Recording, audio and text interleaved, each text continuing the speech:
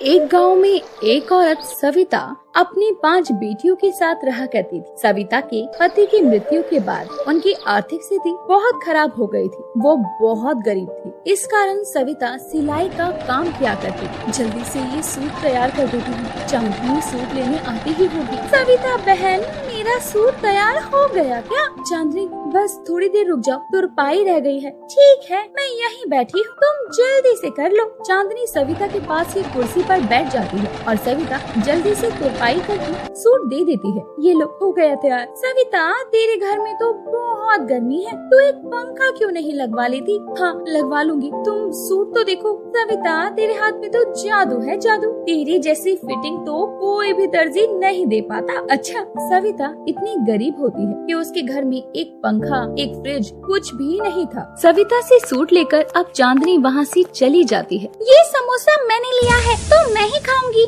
दीदी, मुझे दे दो ना, मुझे भूख लगी है। भूख तो मुझे भी लगी है, तभी तो मैंने लिया है। दे दो ना प्लीज, मुझे दे दो ना, तुम दोनों, मैं खाऊंगी। सविता की बेटियां आपस में लड़ती हुई घर में आती हैं। तुम सब लड़ क्यों रही हो आपस में? माँ, ये एक समोसे के लिए लड़ रही है। समोसा कहाँ से आया? माँ, वो पास वाले मंदिर में बढ़ रहा था, हम सब लाइन में लगे। जब तक हमारा नंबर आया, समोसे खत्म हो गए और हम एक ही समोसा ला सके, जिसके लिए खुशी और पायल लड़ रहे हैं। माँ, आप भी मेरे लिए समोसे बना दो ना। ये सुनकर सविता रोने लगती है और कहती है, हाँ बेटा, बना दूंगी।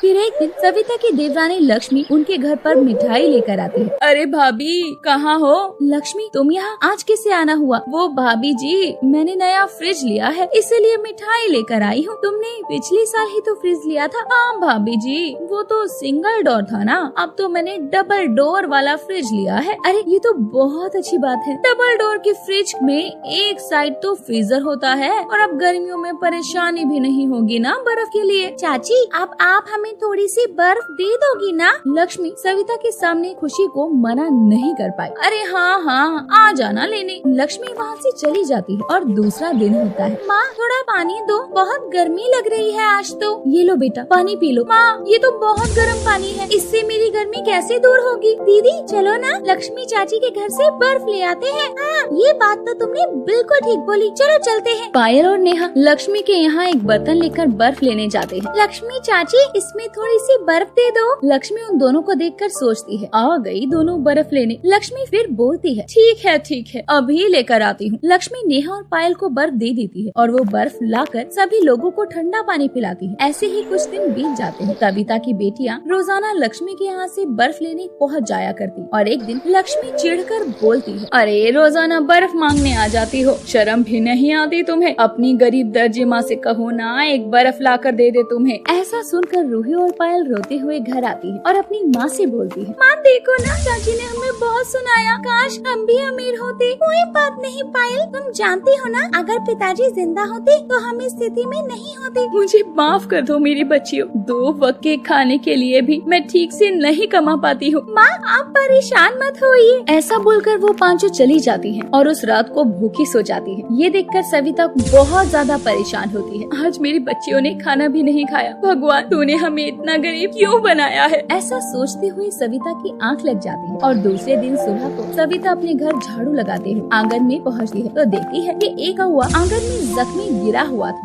कौवा तो जख्मी है, इसे दवाई लगानी चाहिए। सविता उस कौवे को उठाकर अपनी बेटियों को आवाज देती है, आरोही, रूही, नेहा, पायल, खुशी, ये देखो। क्या हुआ माँ? ये देखो कौवा। ये कौवा तो जख्मी है, आपको कहाँ मिला ये कौवा? ये मुझे आंगन में गिरा हुआ दिखा, मैंने इसे जख्मी देखा तो उठा लिया, सोचा इसे दवाई लगानी चाहिए। माँ, मैं दवाई लेकर आती हूँ, जल्दी लेकर आना, इसको दर्द हो रहा होगा ना। सविता और उसकी बेटियाँ उस कौवे को दवाई लगाती हैं और खाने के लिए कुछ रोटी के टुकड़े भी देती हैं। जैसे ही कौवा रोटी के टुकड़े खाता है, वो एक परी बन जाता है।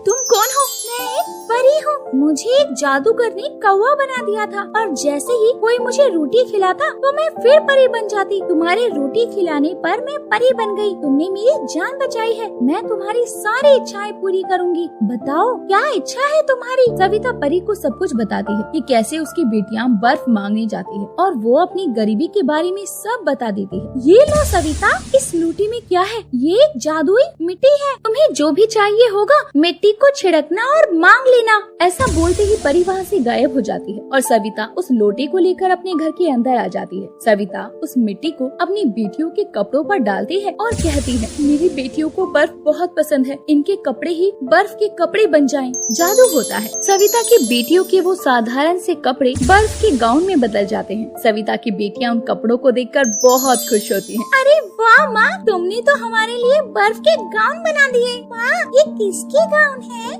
बेटा, ये मैंने तुम्हारे लिए बनाए हैं। तुम्हें बर्फ बहुत पसंद है ना, अब तुम्हें गर्मी नहीं लगेगी। सविता की बेटियां वो गाउन पहन लेती हैं और बाहर जाती हैं। जो भी उन्हें गाउन में दिखता है वो देखता रह जाता है और गाँव के सभी बच्चे उनके जैसा गाउन बनवाने के लिए सविता के पास आने लगते हैं और सविता भी सभी के लिए बर्फ का गाउन बनाती है और इस कारण उसका सिलाई का काम भी चलने लगता है और उसे काफी लाभ होता है, जिससे कि वो अब एक अच्छे से घर में रहने लगते हैं और उनके घर में एसी, फ्रिज, पंखा अब सब कुछ था।